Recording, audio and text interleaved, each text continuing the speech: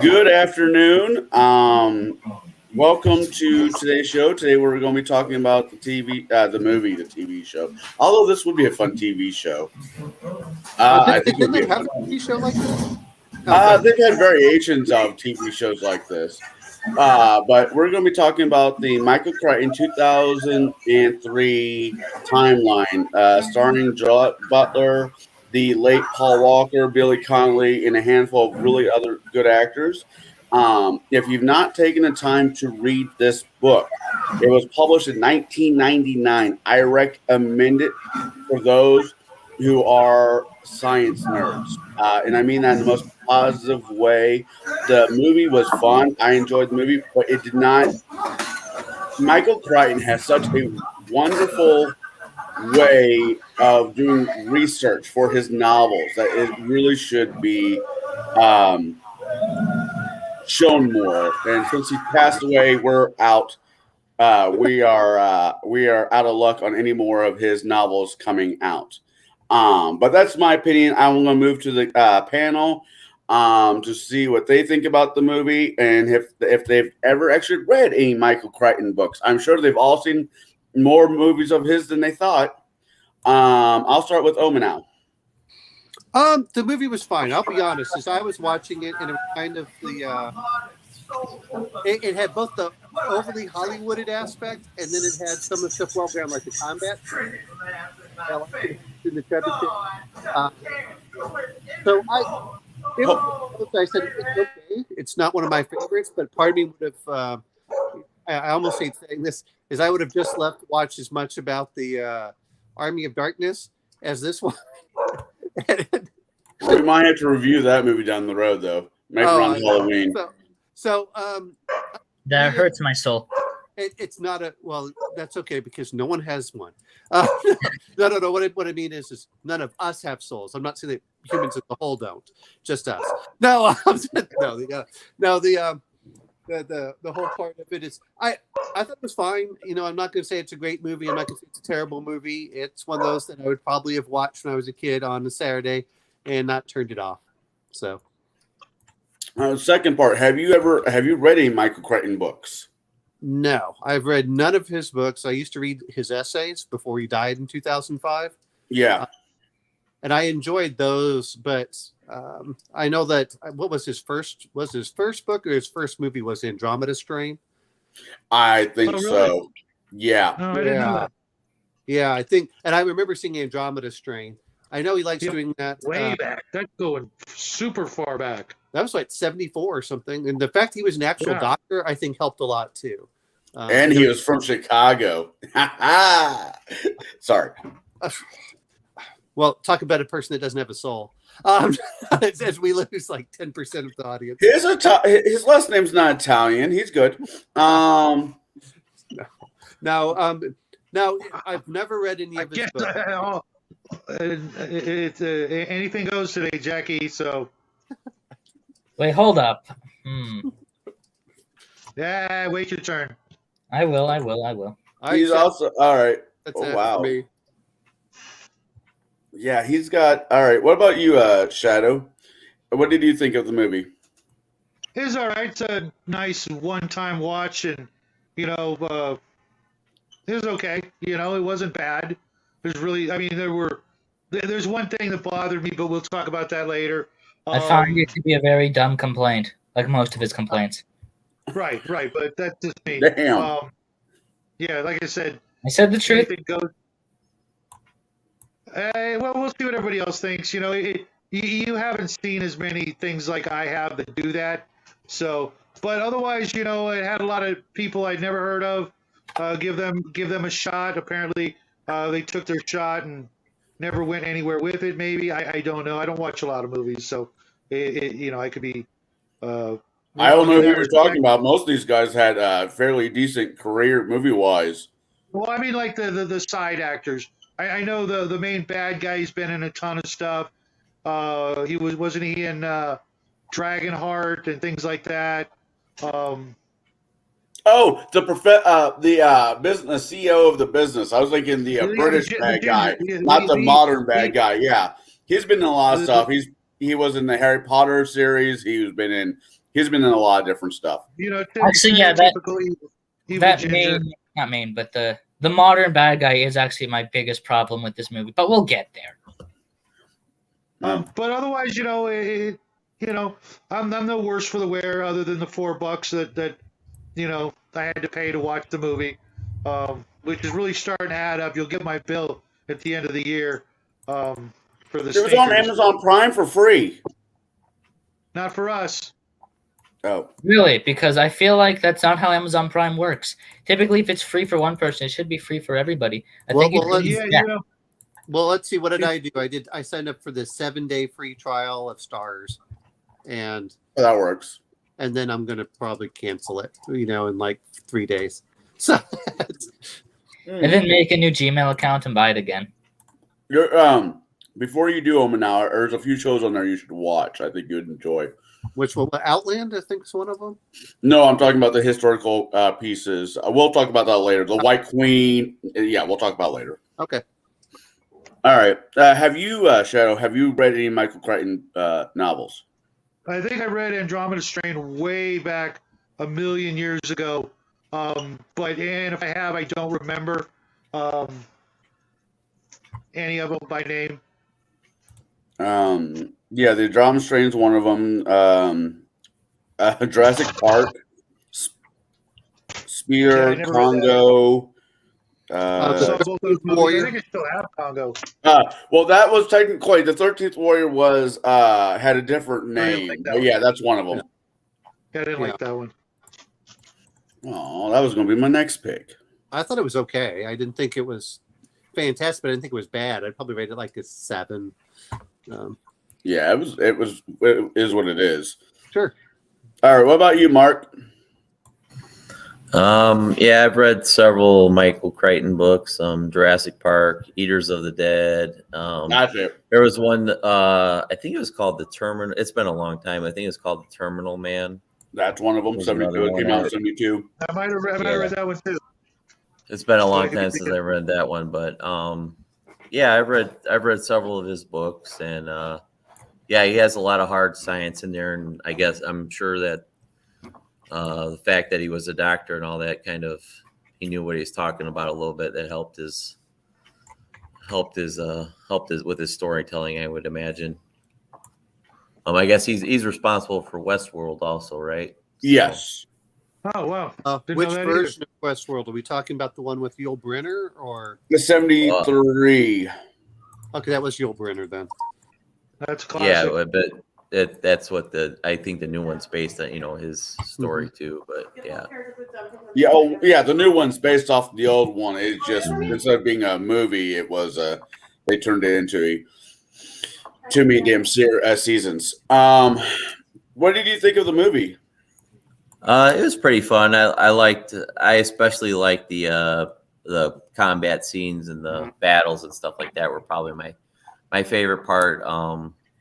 Little bits and pieces of the plot seem kind of muddied and might be hard to follow for some people at sometimes, but it was a fun movie all in all. But yeah, I really appreciated seeing the guys in armor doing all the things and stuff like that. But you had to have some suspension of disbelief, because I think they say with time travel, if we could even time travel and we went back to these other times, we would probably kill the people that we'd be around, because of the amount of radiation we have within all of us and all these different things. Now we expose ourselves to any of these people, we'd probably kill them off more than likely.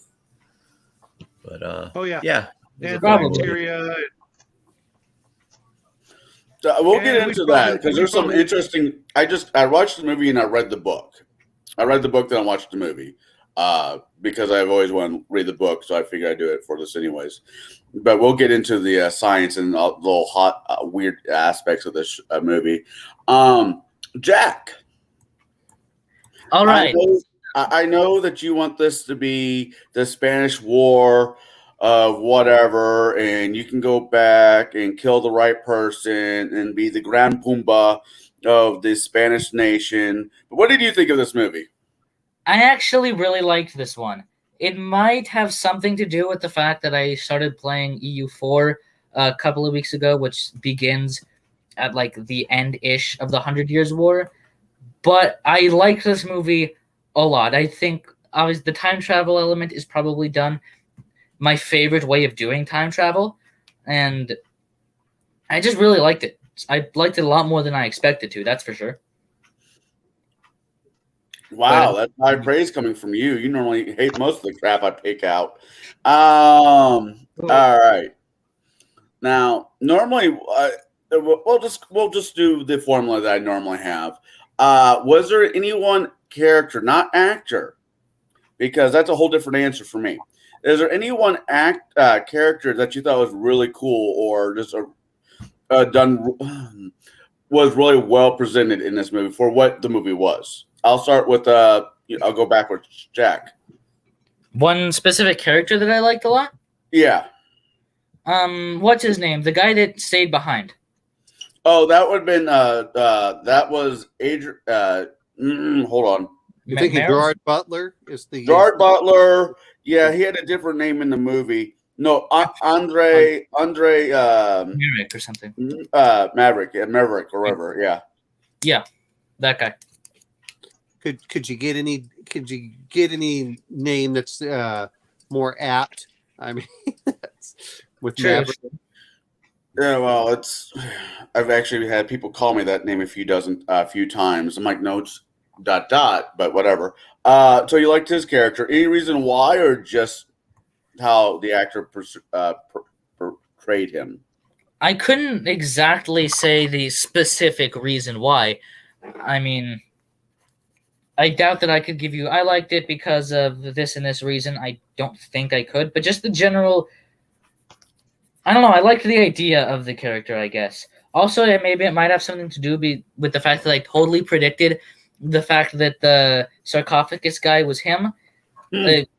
Shadow can attest to this. I did, in fact, say that, though his low IQ brain didn't actually acknowledge what I said and something else. Yeah. Shots fired. I mean, you could see that's being set up. I agree with Jack on that. It's like, oh, they lost an ear and he's holding it. I said, yeah, when does he lose the ear and how does he lose it? That was my question through the entire movie. But yeah, it was totally transparent or foreshadowed instead of it being a shocker. So yeah, I mean, for Shadow it was a shocker, but I already explained why. Damn, that is not. Somebody doesn't want his allowance this week. I'm not saying anything that's incorrect. He did not see that one coming until I mentioned it like 5 times. I didn't. But I have my reasons. All right. Yes, you do. Mark, was there any character you enjoyed in this movie?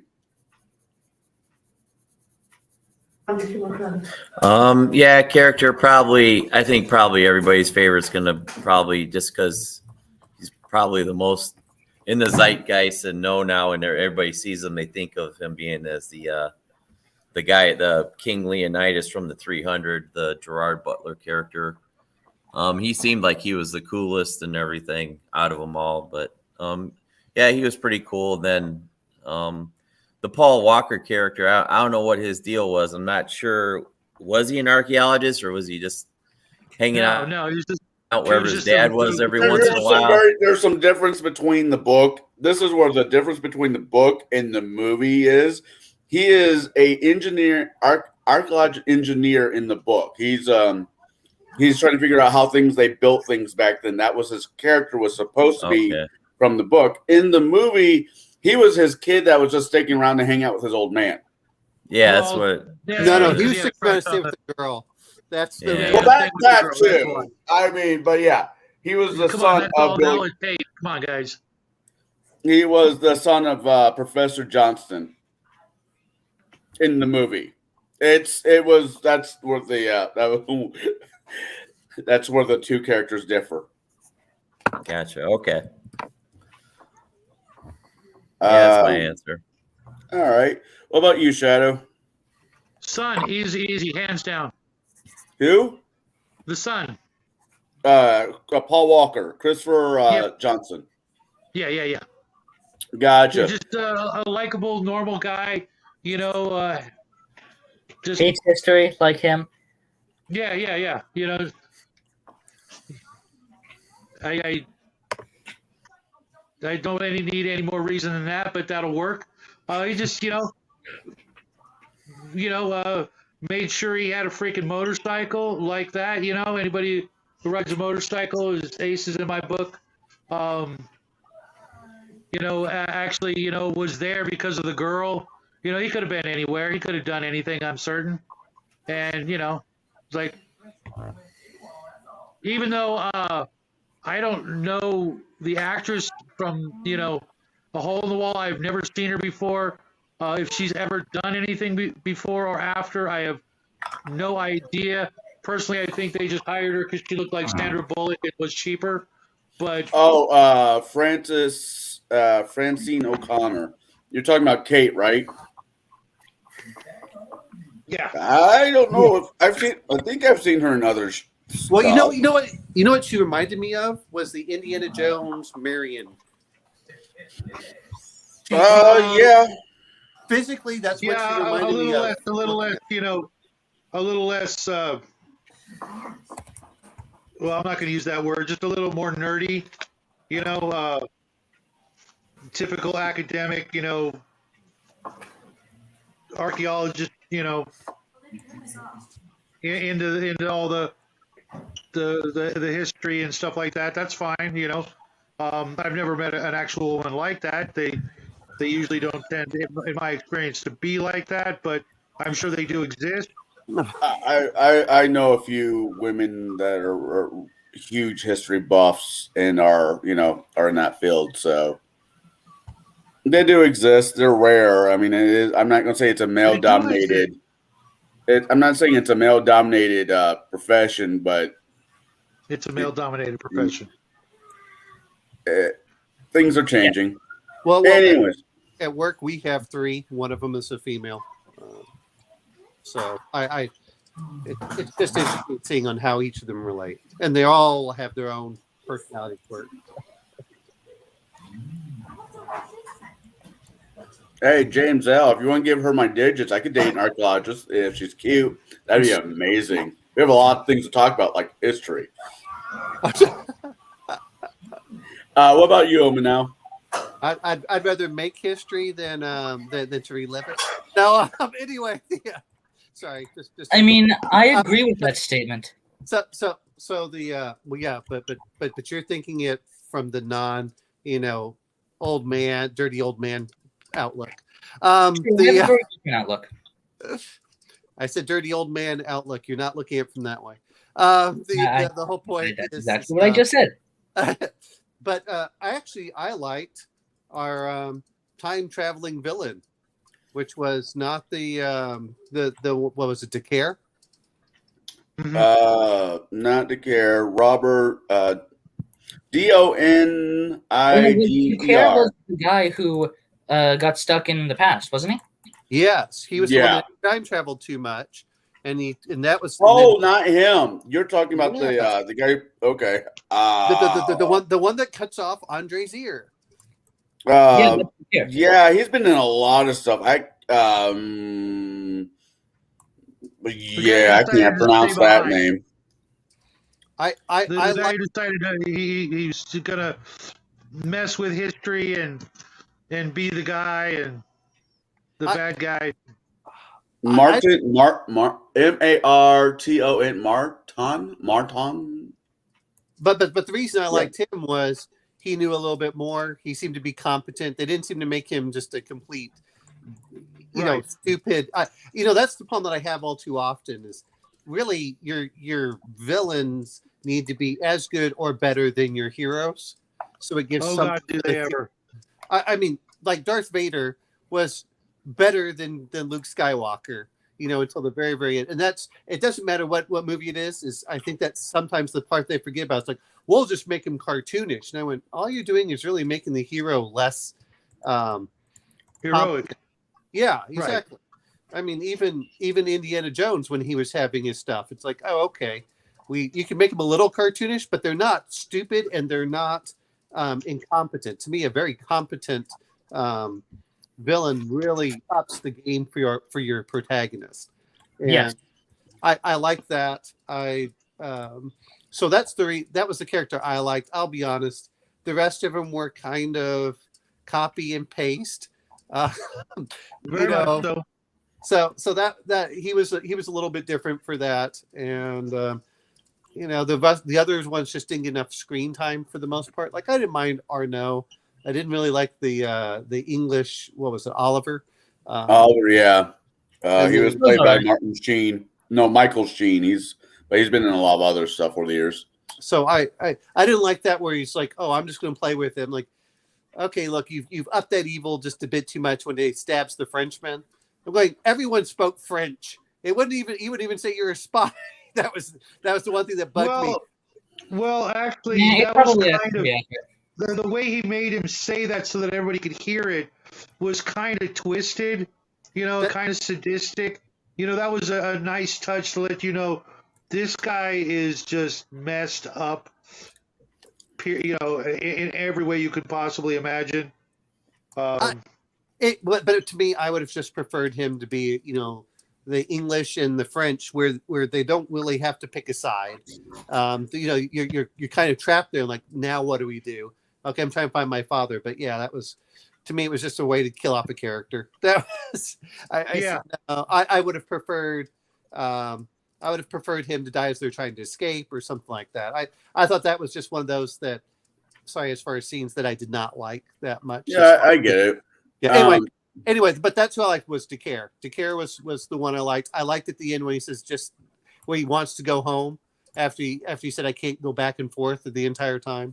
So that's where I was. For characters, I like the concept of Maverick, or whatever it's pronounced, because the idea of being a there's a style of archaeology that he does is actually a real thing. It's where a person basically molds their life into living in that way as much as possible. He's a living historian, I guess that would be. I don't know if that's the correct term, but that's the one I think it the is. word you're looking for is hippie. No. It's actually quite literally the opposite of a hippie. It's an anachronism, is what he's living an anachronistic lifestyle. I know. I just I can't get. You just know a lot of hippies. He's just mostly because you used to be one. He's a typical. I've never been a hippie. The typical romantic. That's what they all say. Way to phrase it. Between the sport I'm into and other aspects I have, if I could pull that aspect off, that would be my career choice as well. I think the past is a whole lot more interesting than the future or the present. Everything we do tomorrow is already determined by the things that we've done in our past. I totally disagree. Totally agree. What was that, Jack? I totally agree, but again, for different reasons. All right, I'm like, where the mathematical determining the probability of something occurring based on I understand that aspect, but I still believe in determinism. That you determine what you can do, not that everything's been predetermined based on past actions. But there's also a philosophy argument that could be made into it. Determinism over free will, which there's way smarter people out there than me that argue on both sides, and they're fun to listen to.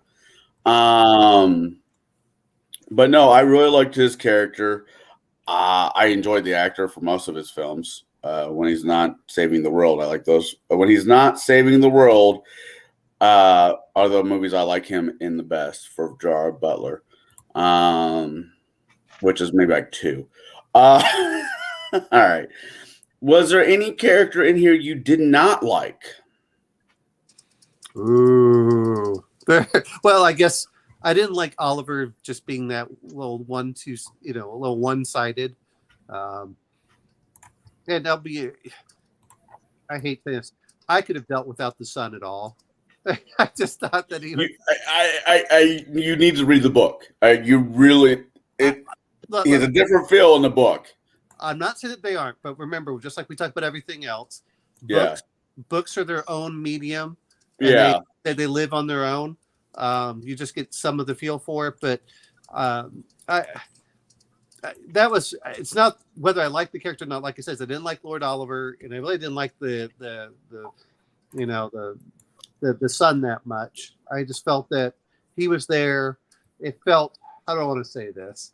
And I'm not blaming Michael Crichton for this, but because I haven't read the book, but it just felt so formulaic with the, oh, well, I'm going to do this. And then, how did he keep holding her hand? Like, dude, she doesn't even want to do that. It just felt so forced a lot of times. It just didn't feel, I hate saying it, I did not feel any chemistry between him and the archaeologist girl. Really? I totally did. I could see through that, I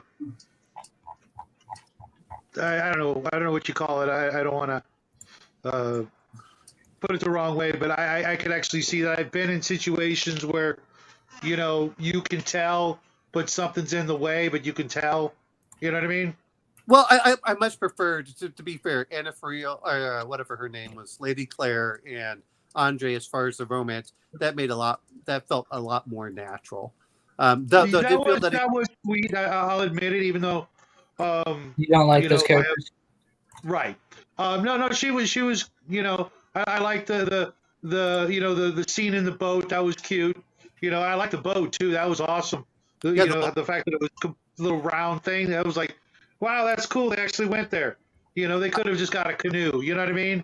But they went and got a real boat from that era, and they're hooking up and everything was cool, and I knew as soon as they met that that's who she was, and that they were going to live happily ever after, despite them screwing up the timeline. But at the same time, I had to explain to the little guy that history is written by the victors, and history is, for the most part, so everything we know about history is probably inaccurate. So why bother? The people who write the history books lie through their teeth to make themselves look good. So every history that we've read that's beyond a certain point where when you can no longer talk to living people who lived through it, I don't trust it. So I figured, clearly they both lived. And the you legend say that they this were all ignoring the fact that you told me that you thought that sarcophagus was the main character, and Kate. That's what you told me. Did I say that? Yes, that's exactly what you told me. Okay, but I did still that doesn't change what I just said or make it untrue. As soon as I saw that scene of them together, I knew what was going to happen, so to speak, but I didn't know that maybe Kate and Chris ended up stuck back in time. It just seemed, at the moment that, it could have been them. But, Which it was. No, you said that you thought it was Chris and Kate. That's what you told me. Man, I love having Right, Jack on here. He just takes his dad to. That scene happened before. Jesus. Which scene are you talking about? The first scene with Claire and Andre, or? Yes. The sarcophagus scene happened before Claire and Andre met. And yes. As soon as I saw the chemistry between them, I knew they were going to hook up, and she was obviously going to be Lady Claire, who was clearly not going to get killed, because just because they said she died doesn't mean that even happened. The fact that, she was up on the gallows, they were going to hang her. Just throughout the course of history, they just kept retelling the story, and like the game of telephone, eventually, they hung her, and that's why we won, because it makes for a better story, because, you never let facts get in the way of a good story. I'm going to bring up a little bit different, because I have been looking at stuff, which is, you can always have there's usually a tale in there of some truth for some of these things. And some of the histories, which I think we also forget, is a lot of the storytellers a lot of times have to say things exactly. And the problem is that's passed from storyteller to storyteller.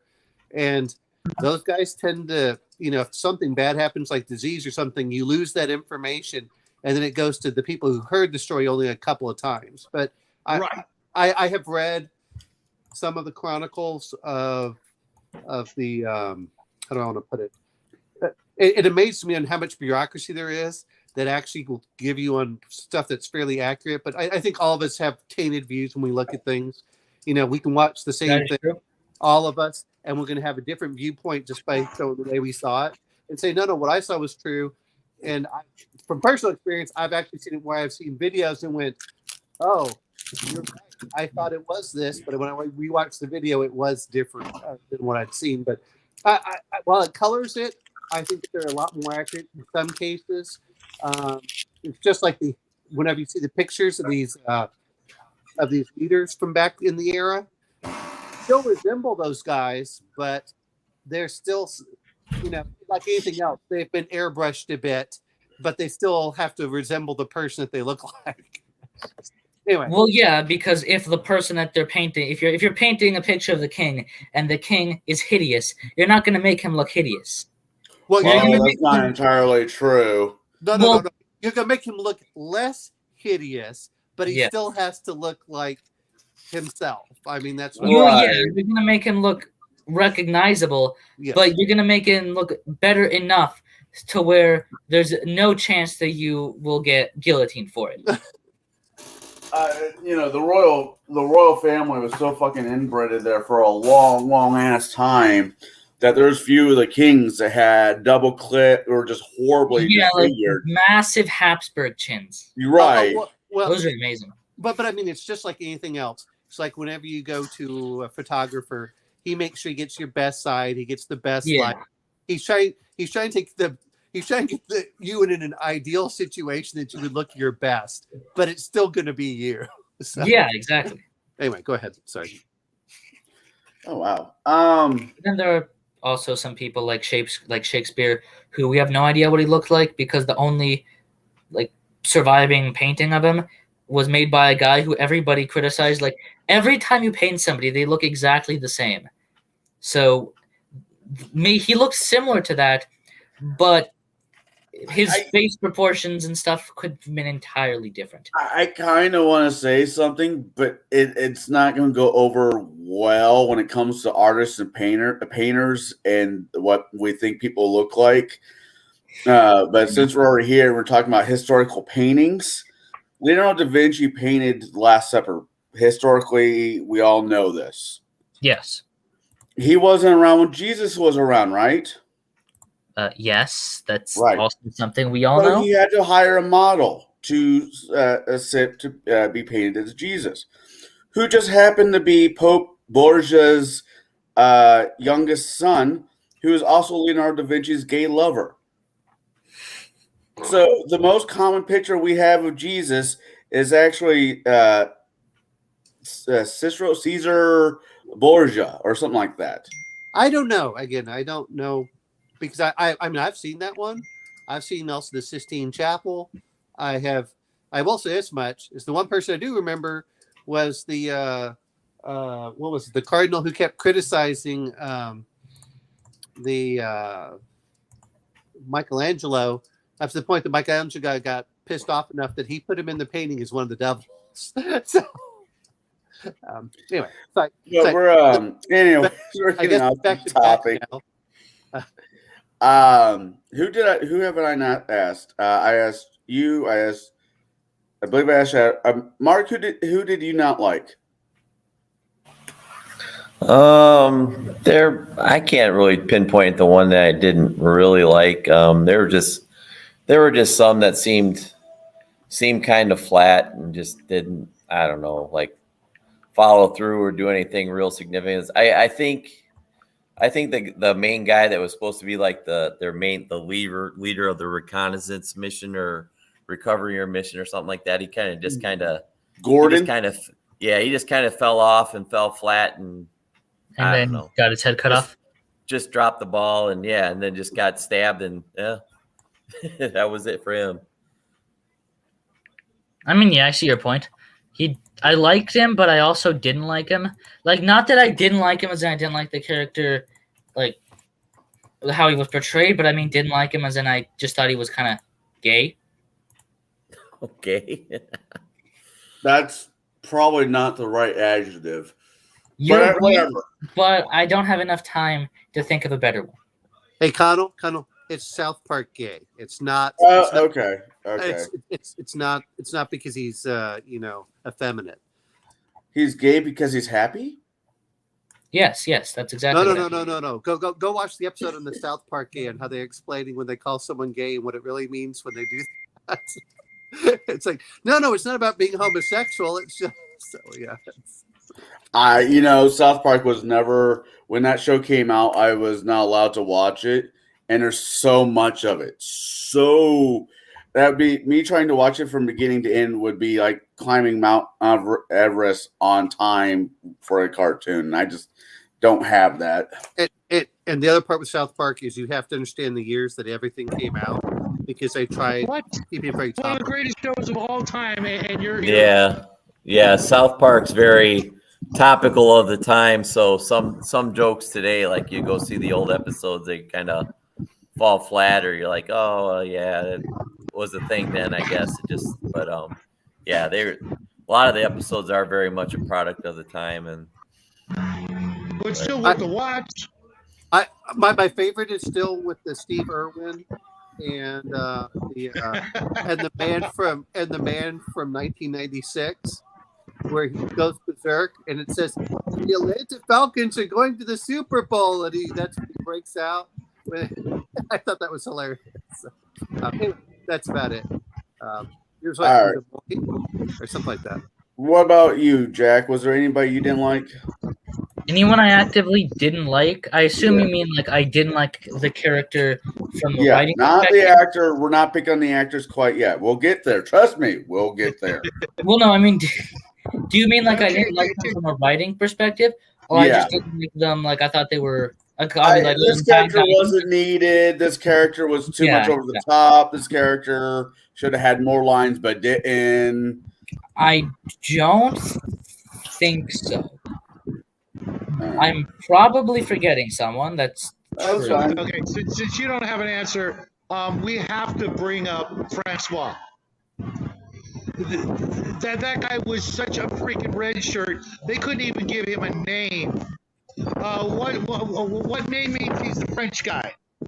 The guy who got stopped in the very beginning? Yeah. Francois Dontel. He is Donald Sutherland's, the guy who played Hawkeye off the old MASH movie. Yeah. That's one of his kids. He was so unnecessary, other than to get some sympathy, that they couldn't even give him a freaking real name. You know what I mean? That is a real name. Pitiful. That's a real name. Francois Dontel or whatever. It's Right, they real. could have given him, Jean-Luc or anything, you know what I mean? Come on. They just went with freaking, you know what I mean, the most literal. Kids in kindergarten knew he was from France the first freaking day. You know what I mean? They just, boom. All right. I get where you're going. I do get where you're going. There's for my answer, there's actually a couple characters I didn't like before I read the book, and after I read the book, it's just kind of crap. How could you not like him before you read the book after the movie? I didn't like him after I didn't like him when I was watching the movies. I didn't think they were needed in the movie, and after reading the book, it was just like, okay.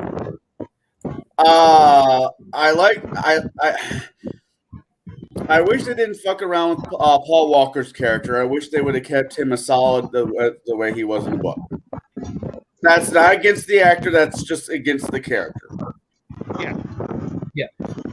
I think they were trying to go for that, sort of Luke Skywalker kind of character, just, you know what I mean? Just as simple as possible. Let's just move the story along.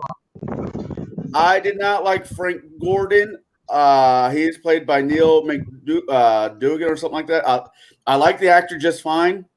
Frank Gordon in the book does not go back in time with them. He's actually a little bit more. He's a better person in the book than he was in the movie.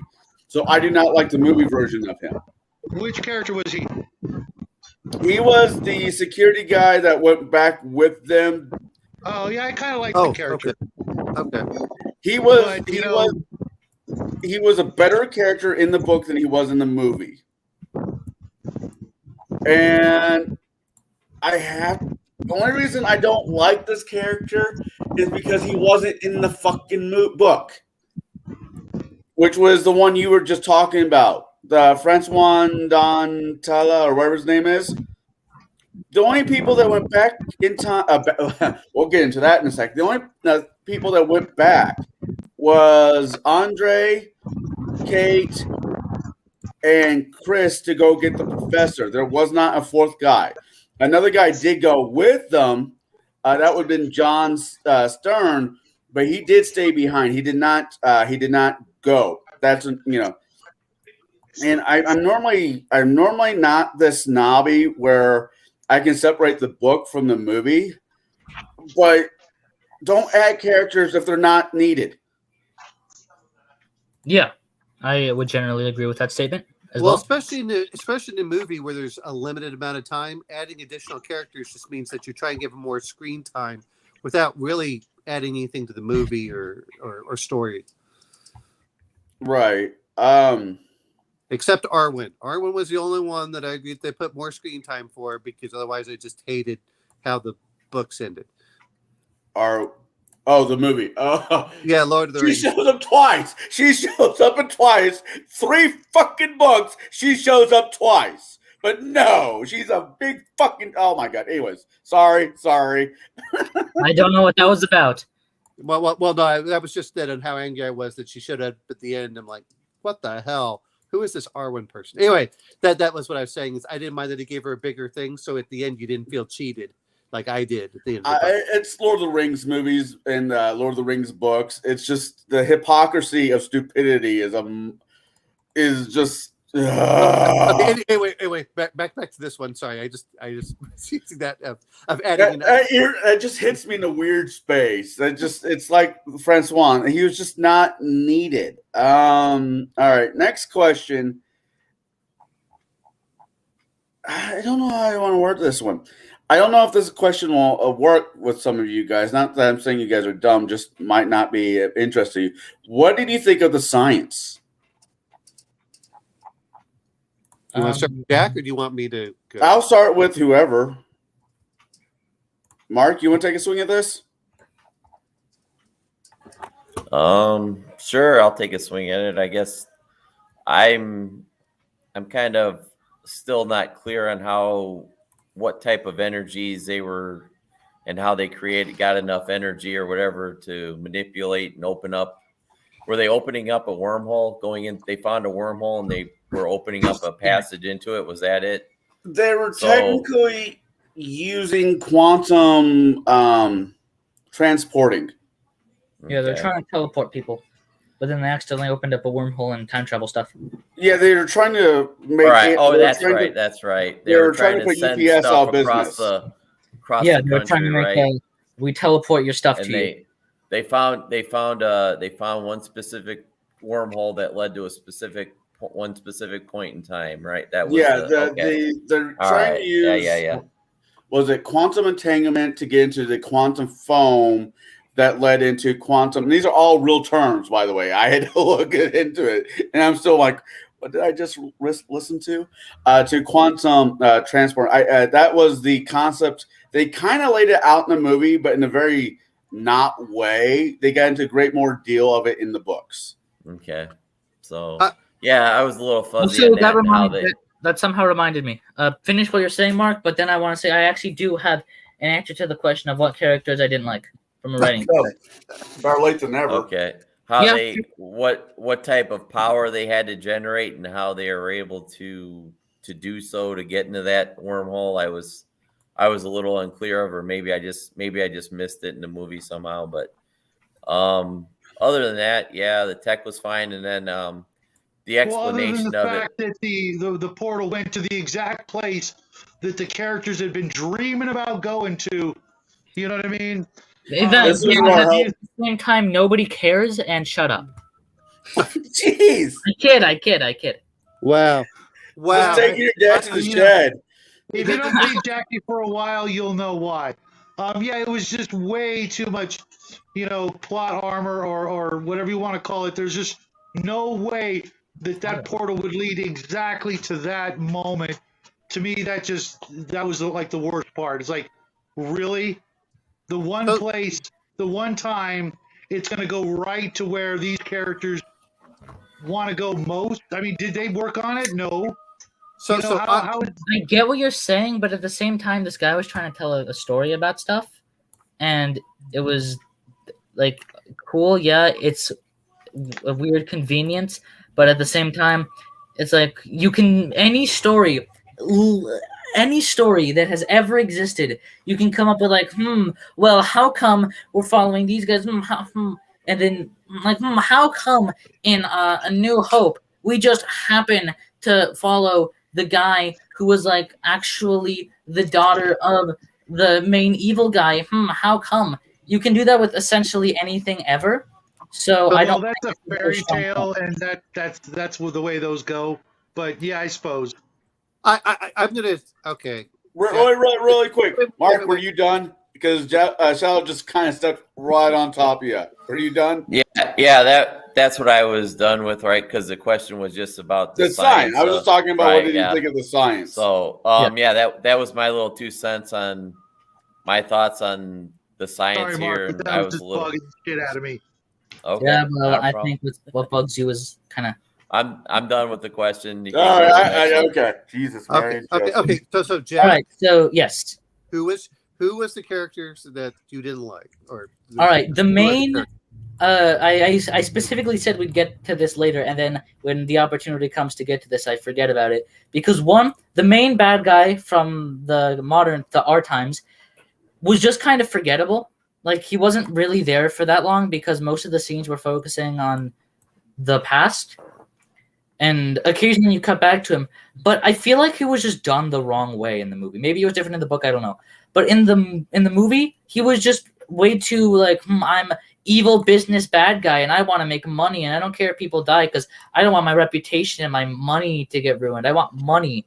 And that's essentially his whole motivation for being bad is, oh, well, I want to just trap these guys there because if they come back, then they'll just be dead and our company will be ruined, which I feel like is a missed opportunity because what I think is that he should have been less of a bad guy and more of a guy who's like, well, they're probably gonna die if they come back. I agree. They could have done so much better with him. Either made him much more villainous or a lot more sympathetic. But yeah, I feel like he was like the worst of both. He was like the worst of both. It's like pick pretty one much or the other. All right. What about the We'll circle back to that because there's some things I feel that I should clarify. Even just going through the movie source, I should just clarify. Jack, what did you think of the science? What did you think of that aspect? It kind of felt to me because they weren't really going into it that it was just kind of. It kind of felt more like if it was just like I said like 5 times in that sentence. I am going to go out to the shed with the shotgun after this video is done. But anyways, it felt as if they were just trying to make some sort of sciencey sounding thing that would sound plausible, but at the same time, they like, oh, you don't look too much into it because we didn't. It just wormhole, that means time travel. And they just kind of glossed over it because it seemed like they didn't want to go into it because it seemed like they didn't care about the science aspect at all. And they just were like, all right, we need time travel. We need a plausible-ish reason. Wormhole, quantum physics, there. I now know because you said that in the books, it's the opposite of that. But it just kind of felt to me as if they were just glossing over it. And they just wanted something that sounded plausible, but just movie science, it doesn't need to make sense. Gotcha. I am going to skip Shadow because he kind of already gave his answer. Yeah, he did. So, Omanau? The Greek fire bugged the hell out of me. But that was It poked shadows. Yeah, I had a problem with that in both the book and the movie. okay, because they're acting like, oh well, we know what Greek fire is, and yet everything I've listened to is like, no, we've lost that recipe. We can't find it. We think we get something close, but it's not. We can't mimic it or anything, and that's one of those. Again, one of these lost technologies that apparently even the Byzantine Empire. But that's not what you expected from that. Let me go back over towards the quantum entanglement and stuff. It was kind of a plot device. Not that I really mind that aspect. I know what Shadow was saying about, well, just about that time, but I also look at it this way, talking to my friends who are archaeologists, you don't dig anywhere unless people are giving you money. And all of a sudden, if a super rich company starts giving you money, that's where you're going to dig. And so even at the beginning, they talk about, well, why is he funding this? Why is he giving us all of these clues to go towards it? Which is the whole reason that I can't even remember the main archaeologist's name.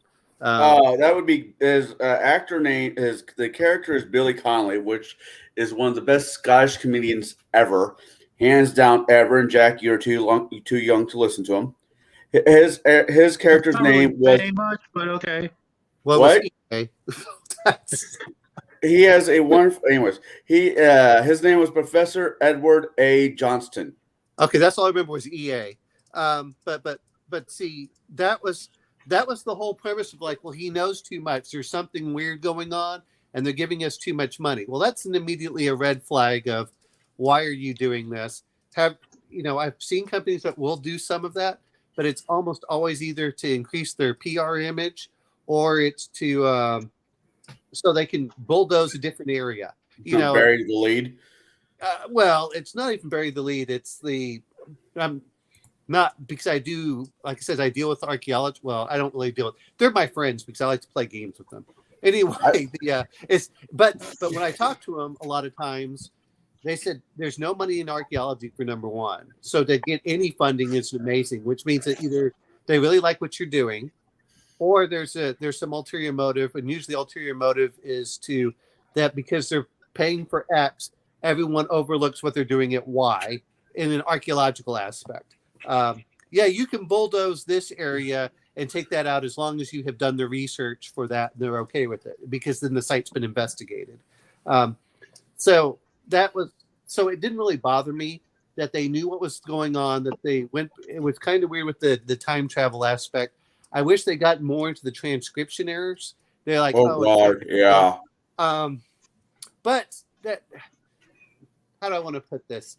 This was more of a popcorn movie, and I think going too much into the science aspects is that it would have. If you're going to do that, you really need to go more into a mini series. And do you want to lose a lot of the people that would go see a movie? I mean, most of us go to a movie to get escapism. Most of us go play a role-playing game, not for realism, but for that let me go to escape. I didn't mind that so much. So that's where I felt about it. Was the Greek fire kind of bugged me. The time travel transcription did not. but that's where I'm at. I'm trying to separate the movie from the book. Oh, uh-oh. That's kind of where I'm trying to lead into this. Greek fire in the movie, that bothered me greatly. We just now, within the last 6 months, figured out how the Romans made cement for the roads. We just figured that out. But he knows the secret to Greek fire, and he's in the wrong part of the world to even have an inkling on it.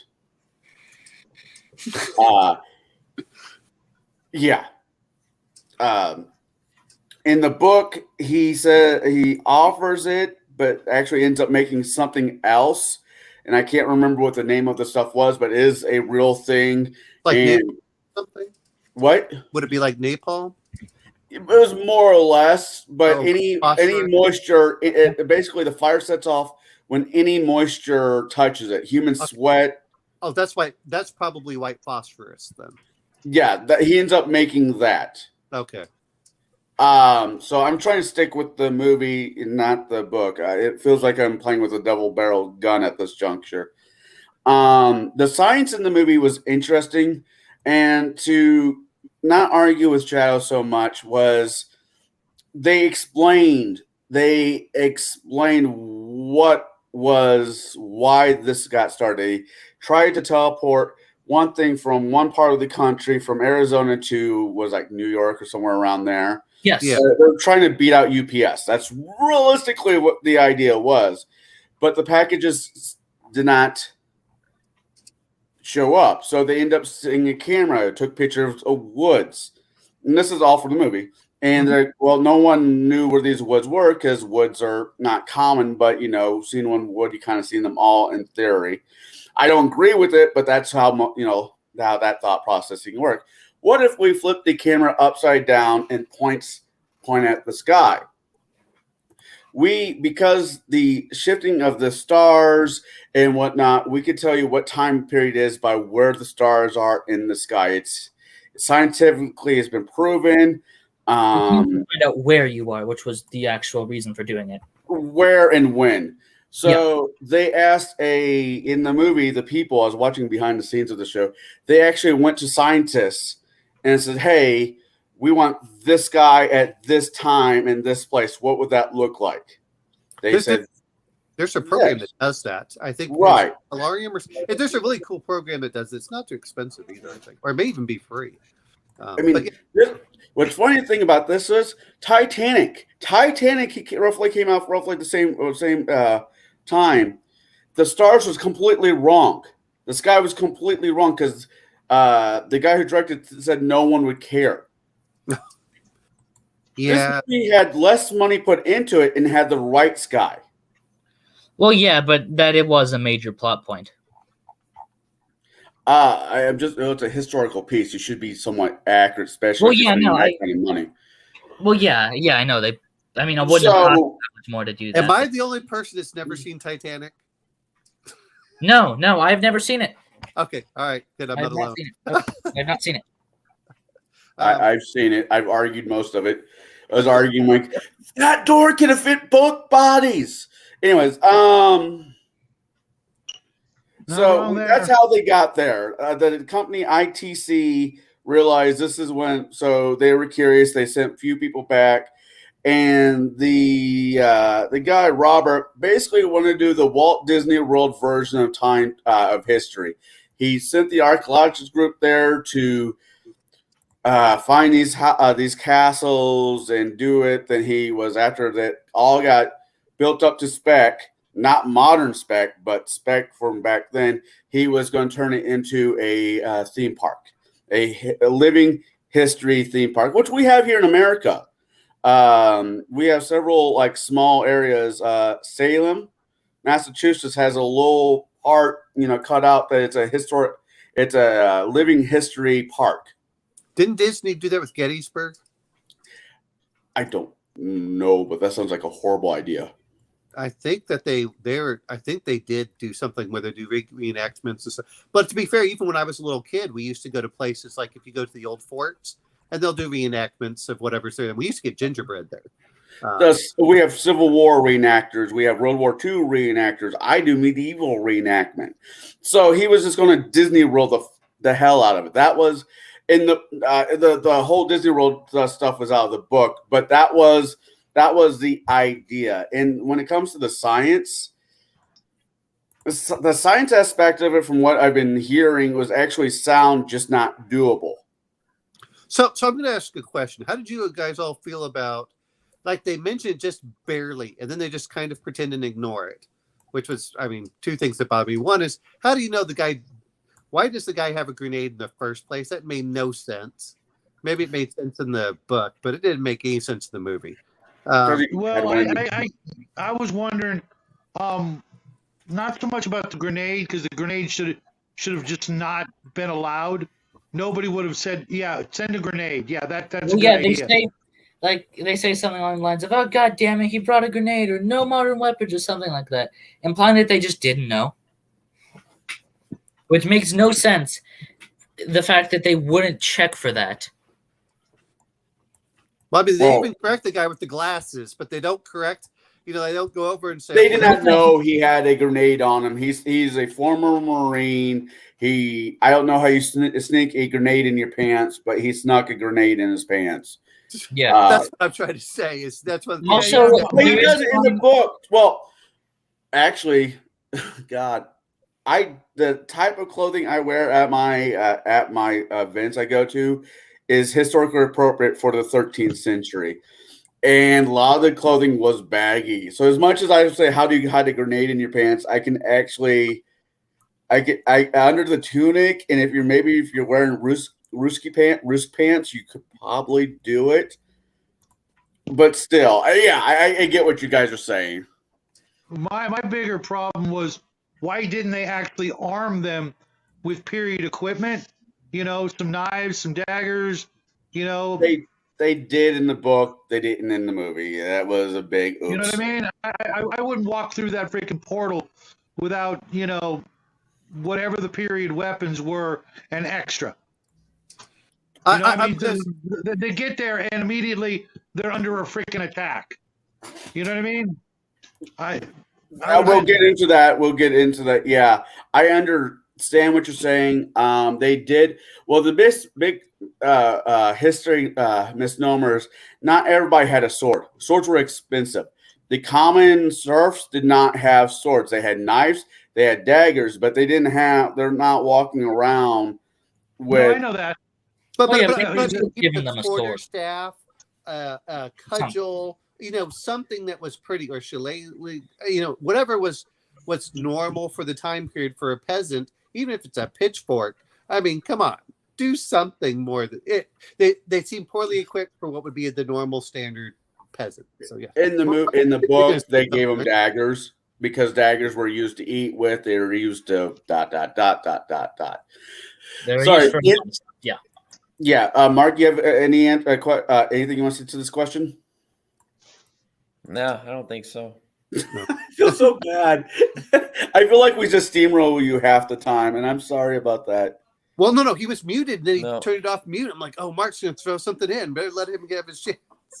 No, I had a hard time with the grenade thing when they went and they came back and he had a grenade. Like, they would have been, I don't know, doing the metal detector wand on these guys or whatever. I would think. There might have been metal on the clothes. I don't know. But yeah, but I mean, they would have checked him just to make sure everything's period appropriate. Right. They would have given the equipment. I mean, it would have been like, leave all your clothes. But I mean, that just made no. Connell, how did the thing get destroyed so it can bring him, or that they'd have to fix at the end in the book, or was that even not part of the book?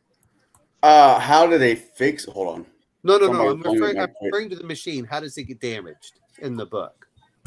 The grenade goes back. It goes back in the future, like it did in the movie. It blows up. In the book, to keep from, and we'll get into this a little later, if you guys, the errors, the conscription errors, the copy machine errors you have.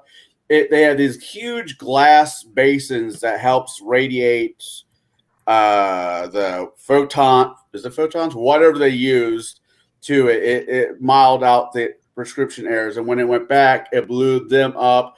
It released this highly toxic gas, the gas that they had to use, and it took them 20.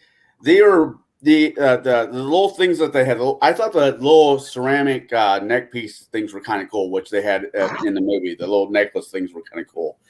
But when in the movie you see how it has a countdown, like 36 hours, it took them 31 hours to fix the machine. I mean, less than that, because it had to wait like 9 hours for all the fumes, for fresh air to be pumped into the mountain, or into because they used a mine. They used the mine for all this because it was underground, so people got Anyways, but yeah, it took them a while, but they ended up fixing it.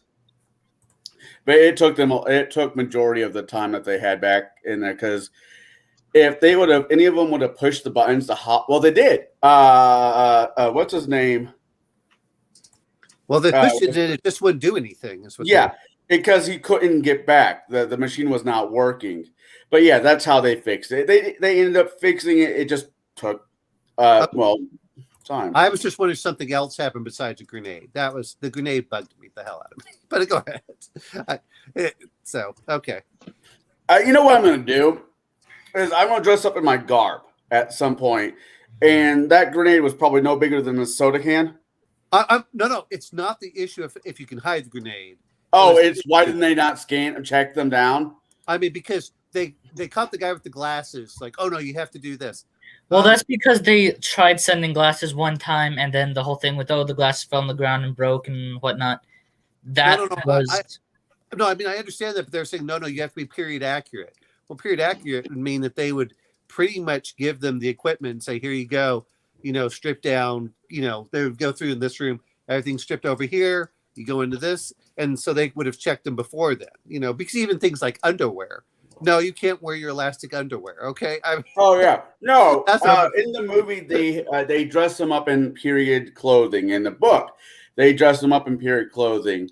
The difference between what they didn't really get into in the book, in the movie, was they were never supposed to interact with the outside world. They were supposed to stand in the hills and just watch. You were never ever supposed to interact with the people of that time period, but the age-old shit happens kicks in, Murphy's Law, whatever, kicks in, and that it's like in the very beginning of the movie when the archaeologists discover that tunnel that's underneath the ground after the professor has left to go talk to the people at ITC or whatever it's called. They find a piece of his glasses, the glass.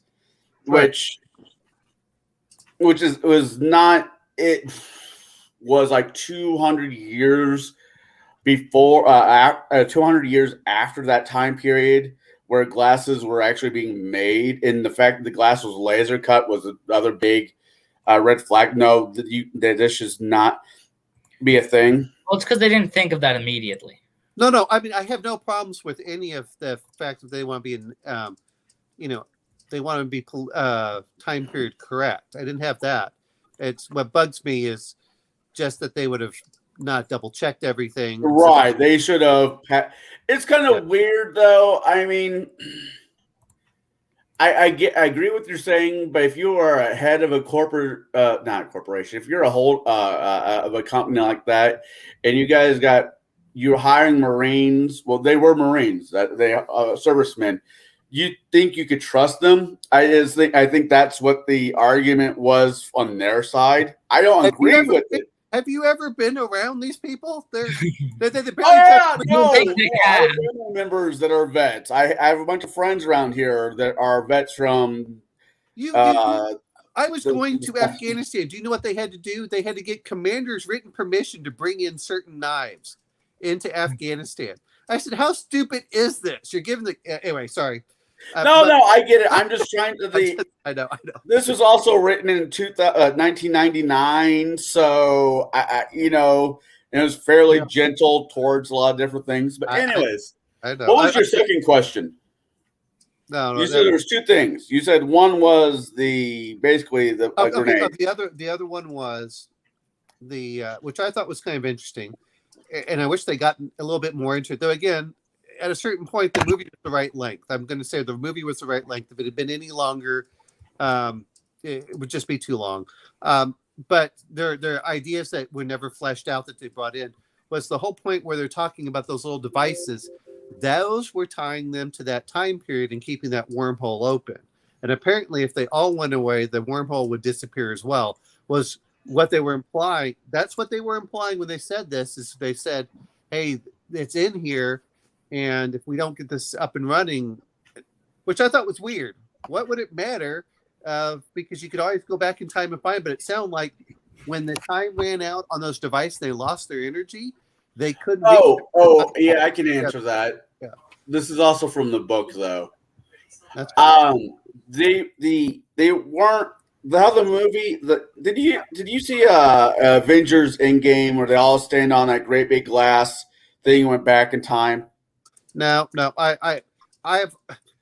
I'm not a superhero No. fan. Whatever my friends will give me, for free whenever I sit over at their place and sit down and watch. But so yeah, okay. You're telling me I need to get your home address and just send you a copy of this damn movie? Jesus. Anyways. It's actually, now that I think about it, anyways, wow, and I'm really speaking out of hand because this is really not my field of, it's a field of interest, but not my field of education. No, I'm just saying from the book. Just go From the book, it was quantum entanglement, because oh god, once again, this is not my. It's okay. All of quantum entanglement says that you can get two electrons or whatever, and they act identically. If one moves, the other one moves exactly the same way. I understand what quantum entanglement is. That's not what I'm saying. That was in the movie. That was their hook. As long as we have one on this side of the bubble, we can send you back to that side of the bubble. But the moment the battery in that ceramic thing that's keeping that thing going, which that one was way over my head. I don't get that. The two will, even though they're still connected, we have no way to use the bridge. That was their ordeal. Once again, I think it's interesting, but not my. Well, no. I just meant that it sounded like they always have to have someone back there at any one time. I'm just saying, but by the way, right. That's where the movie have one back at the same time. Otherwise, what would happen was they would lose the wormhole, and then they couldn't bring anyone back. That's what it sounded like. You know what? I think they used the wormhole, to be completely honest, is people who, it's quantum physics is really interesting. I really, really enjoy the science of it. But how many of us actually even know anything about it? Now, times that by our population of the world, and you want to make a movie on it, of course you're going to use a wormhole. Everybody knows what a wormhole is. But if you try to break it down to using quantum physics for this, I think the movie would have just died before it even made it into production. No, I'm just saying that there's certain throwaway lines that they throw away a line. Yeah. And it never comes back. And that's what I was referring to. And not that I even minded that it was there. It was just the idea that there always has to be something in there to tie them to it. Otherwise, they lose that time period connection. That was by my understanding. Gotcha. That was in it. But I have to tell you, though, after reading this book and watching the movie, I've been digesting as many YouTube things on the quantum disentanglement and string theory and all the other stuff. I think it's incredibly interesting, and I think I always have. And I think that's what drew me to this movie. Avoid string theory, because I believe they finally found out it doesn't work about 3 or 4 years ago. Well, considering this movie came out about almost 18 years ago, yeah. Would it blow you guys' mind that they didn't technically time travel? Or they did interdimensional time travel? Yes. That was our Earth, but it wasn't our Earth. Okay. That's from the book. That was from it was like people can't time travel. The first thing that they let go in the book is, once everything gets going, time traveling does not happen. You cannot time travel, but you can go and do quantum portal, whatever dimension. Well, then isn't that the same thing? They went to an alternate dimension. Yeah, that's a bunch of horseshit. What about the sarcophagus thing? It is our Earth. It's just no. It's what they're saying it's a Earth that's almost identical in another dimension, but it's so identical that everything they did in the dimension would affect our Earth. That's a horseshit. That's not how it works. It's either a different universe. Actually, according to current scientists, it's not that far off the mark. Once again, what are the odds of finding an alternate Earth that's that similar? An infinite number of Earths. I'm going to put it this way: those are the things that I love scientists getting into, acting as if we have real science, and in the fact that it's just a bunch of mumbo jumbo Yeah, that's the other thing I love about. Just because we think we have the answers today, they turned up and changed tomorrow with quantum physics. There's no right answer, but there's no wrong answer. There's just we think. Well, that's how they stay in business. Well, and here's the problem that I have with it is I don't really care that they went to a different dimension. I'm okay with that. But by the sounds of it is that they went into multiple different dimensions.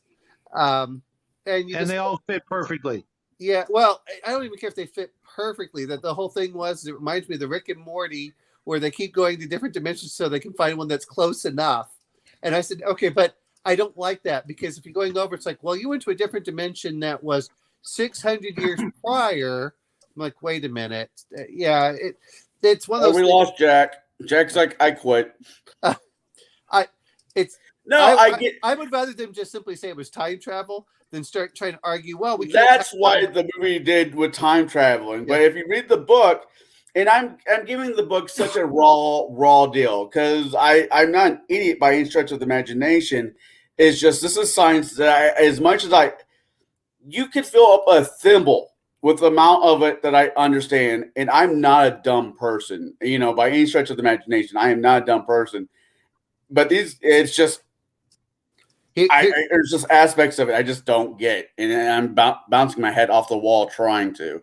That's okay, Connell. It's what the people who think they're really smart that understand it are probably dumber than you are, because they don't understand that they don't understand it. So anyway, but yeah, no, it's just as a movie. As going back to the movie, sure. Do you think it would have done better in our current climate? Because it's not woke, it's not masculine poison, it's none of the bullshit that we're dealing with right now.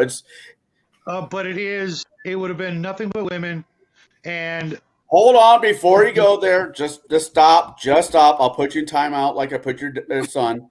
No, I left on my own free will. I know. Shadow. So if they were to make this, if they followed, even following the book would be rough.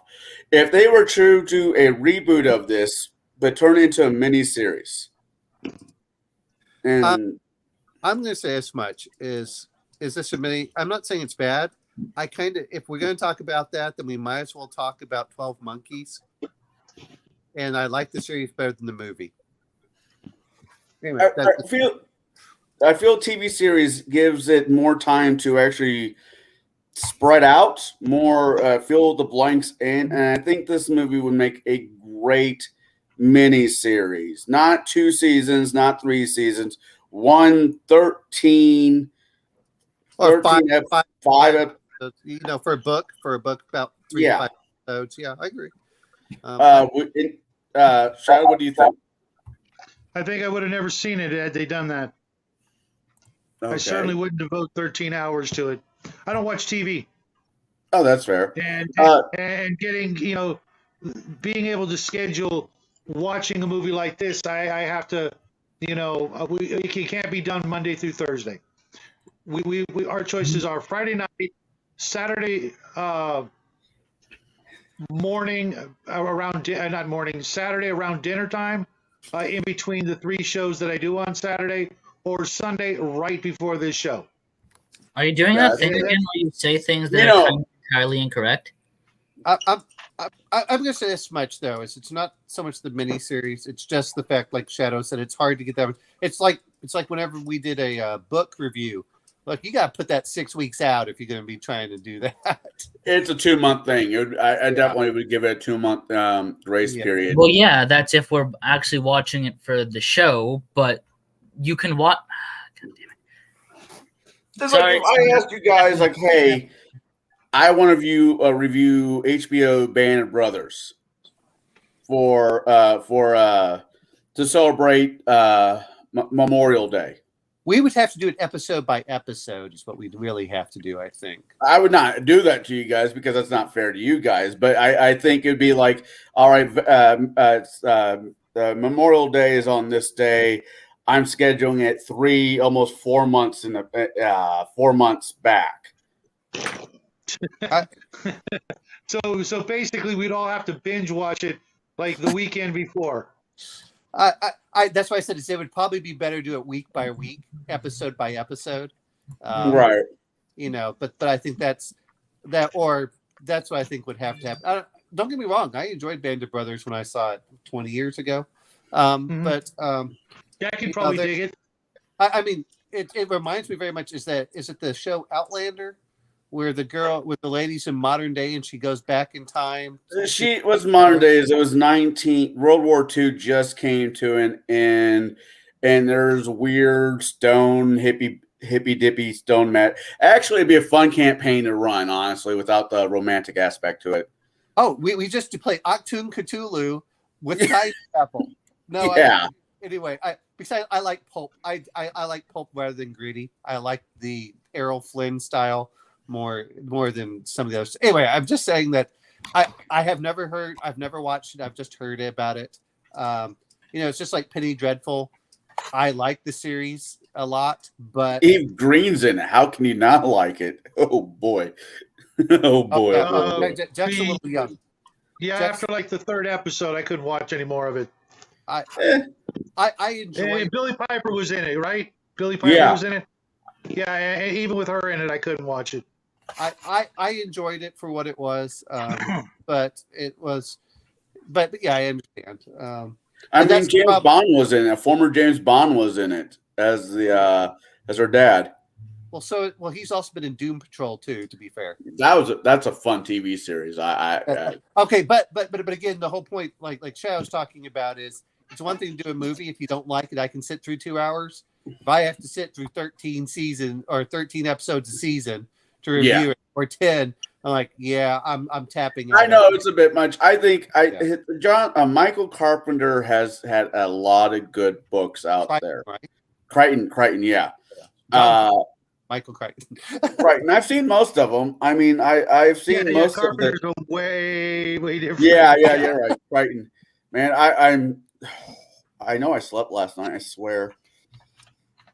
Congo, it's like I heard stuff about Congo. It's not that it's bad, but what I heard from the book was different than the movie in certain cases. I mean, there's certain times that, let's be honest, it's never really going to do a book its full justice. All you do is try, that's why all you try to do is unless you get a book written based off of the screenplay or something. Well, I grew up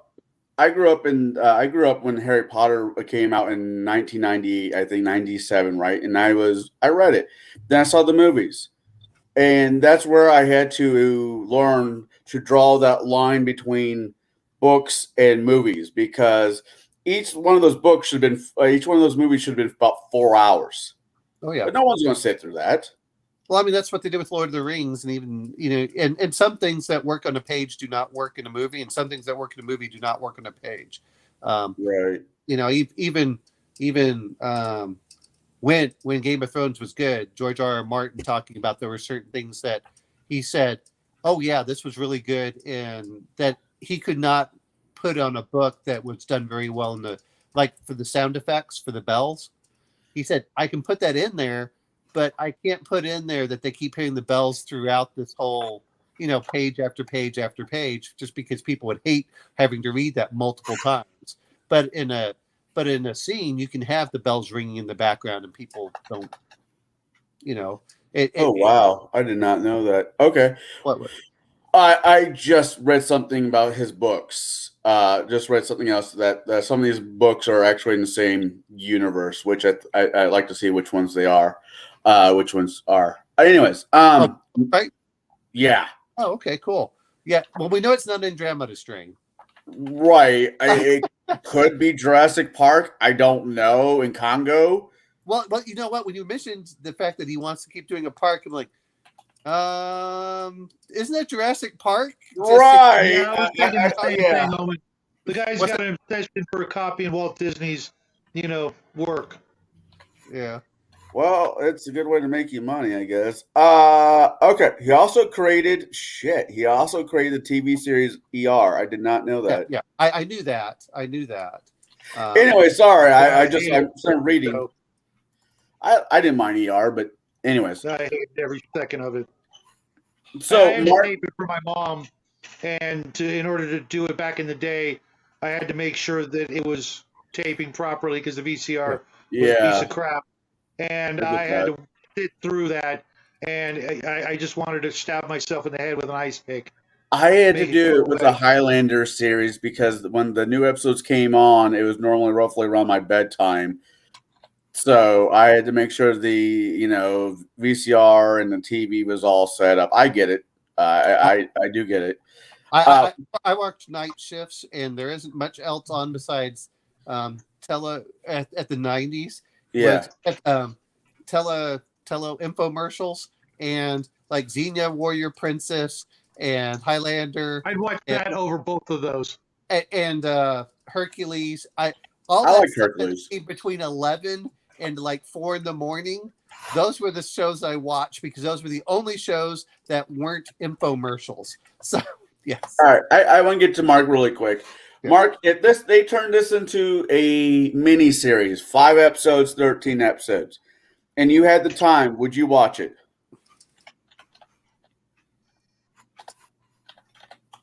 Yeah, if I saw the Michael Crichton name attached to it and was that, yeah, I probably a good chance I'd try to watch it or at least give it a chance. But yeah, you'd be able to unfold and unfurl a lot more things. You're not in the 2-hour time constraint of the what the movie had to do to get the job done for the.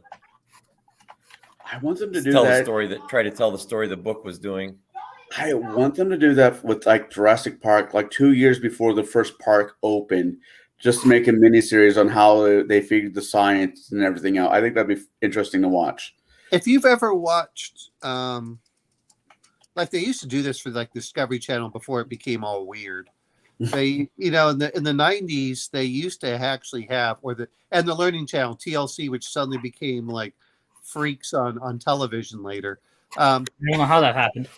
Well, what they used to do is they used to say the science behind, and they would show like a show talking about the science behind whatever movie was coming out and the things that were wrong or stuff like that. I remember them talking about Godzilla and how Godzilla was not feasible as a real monster. I went, yes, we all know this, but we watch Godzilla for Godzilla regardless of whether the science says it's true or not. And Gamera. I mean, they're now starting to think the huge ass shark that went extinct, millions of years ago, might still be around because we don't know the ocean as well as we know our space. It's just, it's just wishful thinking, in my opinion. Yeah, it doesn't make any sense. Sure if megalodons existed, we would know. Well, megalodons ate sharks. Whales. They also ate big whales. And when the whale population dropped, we're talking about the Pliocene to the Pleistocene. So that's when we started getting this. The whale population dropped tremendously, and that's what probably got rid of megalodon. But no, but I still love the idea. There's a reason that we play D&D and all these fantasy games. So it's just like when you were talking about, which I know you and I had talked about, the one with Pirates of the Caribbean, where they talked about the Kraken dying. The world just got a little more empty. Yeah. Oh yeah, Barbossa says the world is getting smaller, and Jack's like, no, there's just less stuff in it now. Yeah. But that's what I mean by that is I like but that's why we play role-playing games, so we can live in these fantastic areas. Don't get me wrong, I'd love to have if there were Glyptodon still and Megatherium and all these mega mammals that were around. But they probably taste pretty good. Well, apparently, I think they've actually had mammoth meat, but I would be afraid. They've been talking about cloning. They think they can clone. They think because we can now clone things, which is still blows my freaking mind. Because when I was a kid, cloning came out of the comic books and superhero movies. That's something we can't do. Well, because of a horny Scotsman and 2 sheep. No, that's a bad joke. We can now clone. Probably been around a lot longer than we're aware of. Privy to, but yeah, they've been talking about cloning a Megadon, not the yellow mammoth. Yeah. Well, and it's really interesting, and by my understanding, not that I've read the book, but when they talk about, trying to do the Tyrannosaurus Rex in Jurassic Park, that they had to pick different DNA sequences from other animals, trying to fill in the blanks. Yeah, frog.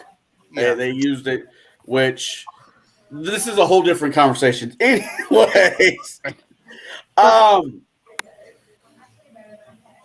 just saying that Discovery and TLC used to have shows like that would talk about the science behind the movie, and those were always fun to listen to. Even when they were saying, "Hey, this won't work because of X, and this will work because of Y."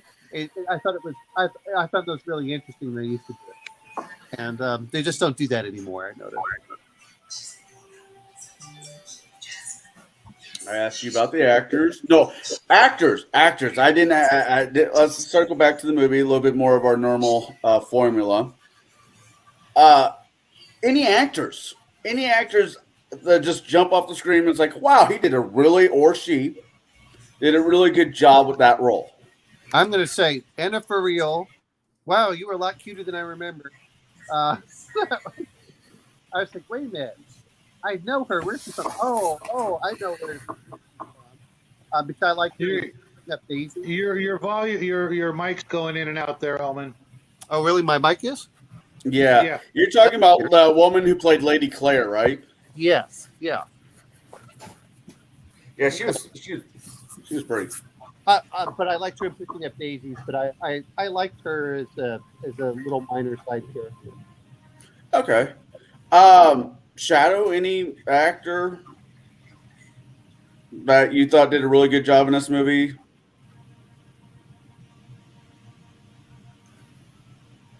Not really. They're all just baseline. Nobody stood out, in my opinion, to win any awards. It was kind of a B movie for me. It was just technically it'd be A minus movie because B movies don't make it to theater. Well, no, that's not. That's what they taught. That's what they teach in film class. Okay, well, so Cottle, I gotta say one more thing about Anna for real. The fact that she could speak fluent French, as far as I could tell, very quickly was the other aspect. No, I'm sitting in here now. I'm taking a break. Working out. Okay. She is English. I mean, the Europeans, English, that side of the water is more prominent for you to learn more than your native tongue. It's only here in America where they're like, no, you only need to learn English, which is incredibly stupid, my opinion. But whatever. Yes, it is one of the dumbest things that I've heard in a while. Yeah, very dumb. All right, Jack. Anybody jump out at you? I don't think so, and I feel like that probably shows that no. No. I'm just glad you liked the film. It was good. I just don't think there was any actors that specifically did very they did. All right, Mark.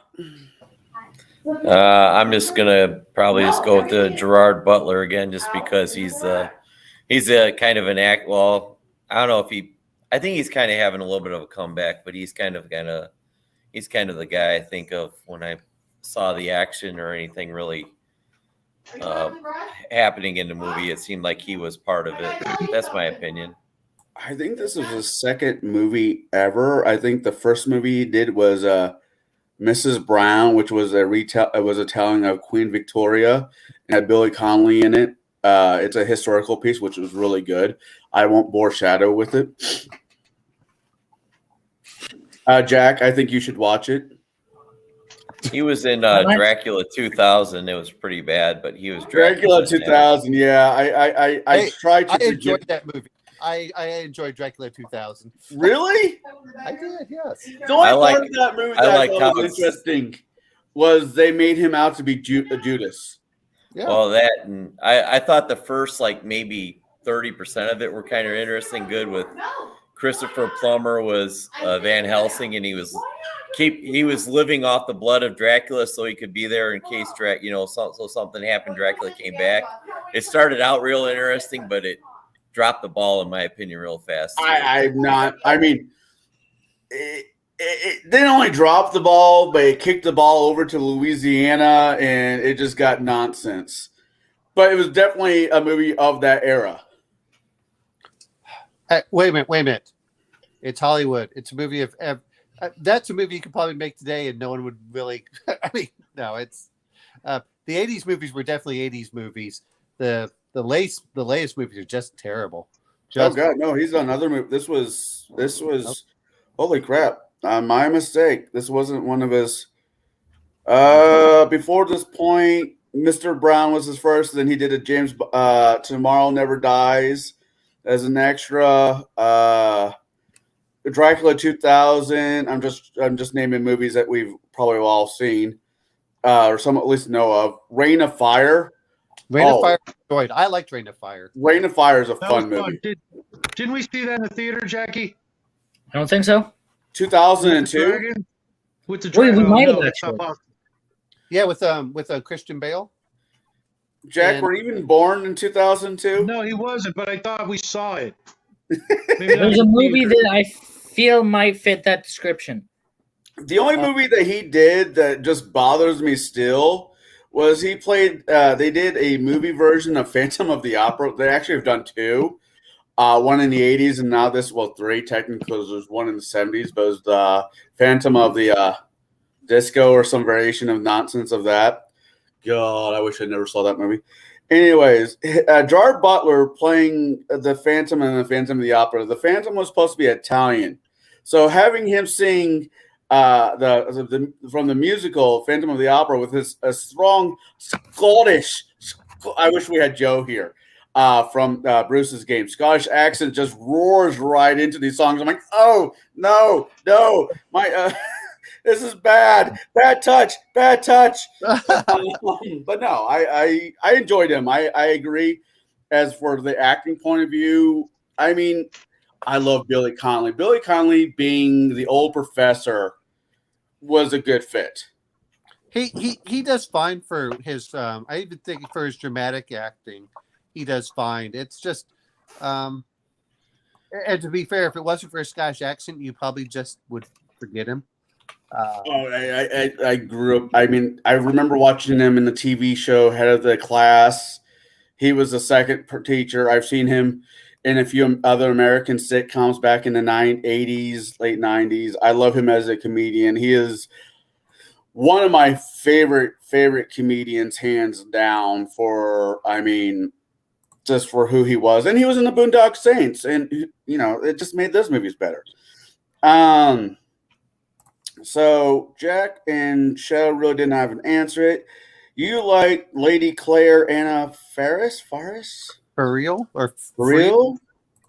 I just said she was real cute, and I was getting into it, and I kind of like the fact that I think that whatever roles that I've seen her in, because I remember seeing her Pushing Up Daisies, she plays this really cute, nice figure that I mean, regardless of what else goes on there, I like her for she's been in some stuff. Yeah, I'm looking at her.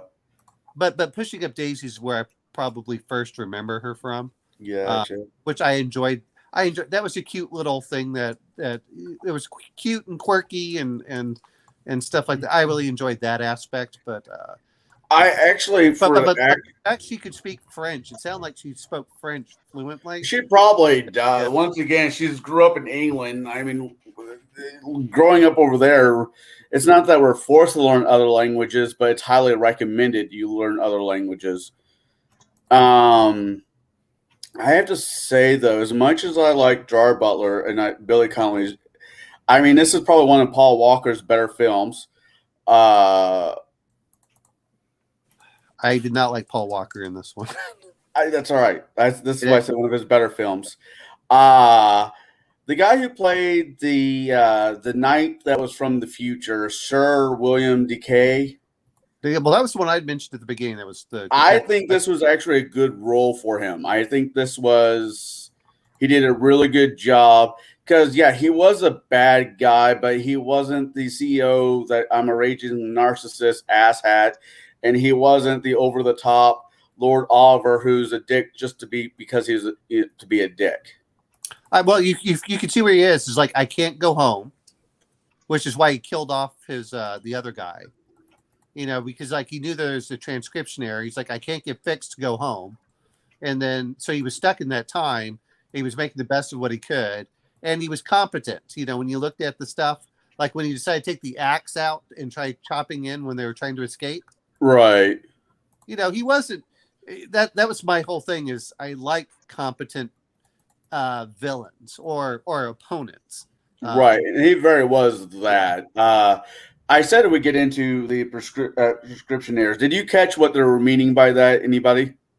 That when your atoms are rearranged to be moved somewhere else, it makes mistakes? It was like right now, as you're sitting in your chair, your body is perfectly lined up, right? Yes. You're a copy of what the way that they made it sound in the book. Well, the way that they sounded in the movie, in the book, was somebody takes a picture of you right now, right? Then they fax it, because that's technically what they were doing. They're faxing these people from one person, one place to the other. And every time they go back and forth, they're faxing themselves back and forth. And if you look at a picture that's been faxed 4 or 5 damn times, it's slightly you start off straight, and slowly your stuff starts to slide, go out of place. So here, again, I know the DNA aspect of when you're doing transcription is they basically take the DNA and they unwind it. And when it comes back, sometimes things get flipped and stuff like that. Now, I understand what you're talking about, but because they showed the X-rays in the beginning of the movie that everything, like his fingers or the bones were just slightly off center, and it had a way to fucking with your brain as well. It does bad things. But from a DNA standpoint, don't get in the transporters either. Yeah, but I mean, but the way that if you look at it from a DNA standpoint, again, I don't know how the book was first with the movie, but from a DNA standpoint, transcription errors are how you get mutations, and that happens however it goes in there, and that's where it gets interesting from that aspect, because it can be beneficial or negative. Most mutations have no effect. Of those that do have an effect, most of those are going to be somewhat lethal or negative. And then the few that do are advantageous, allow you to move ahead. But that's the way I was taking it is, hey, look, when he was talking about that, but I understand what they're talking, because if you're starting to slide a little bit like this, it makes no sense for the guy to have that. Why would you even worry about the sword? The sword isn't what would have killed you. It would have been going back and forth. That was much more dangerous. So why did they even need to do that? It would have been much better to me if when he come back, they said there's something wrong with him, and we aren't sure what's going on. That's the way I would have taken it. The book does. The book does a whole lot that gets into it a little bit more. I'm just going by what the movie did. But for all the actors in this one, for a guy who has done a handful of actual movies that made it into theater, and always either a bad guy or an actor to the side, I think this really was a good role for him. I like Michael Sheen's character in this one as well. I didn't like the character he played, but I like him as well in it. He was Lord Oliver. Okay, yeah. He's done some really good stuff. And I'm going to, last thing I'm going to say, I just want you guys' opinion on it, is when they shunted that guy, Robert, back in time, when they trade places with him and he gets his head cut off. Yeah. Did you guys think, was that just poetic justice?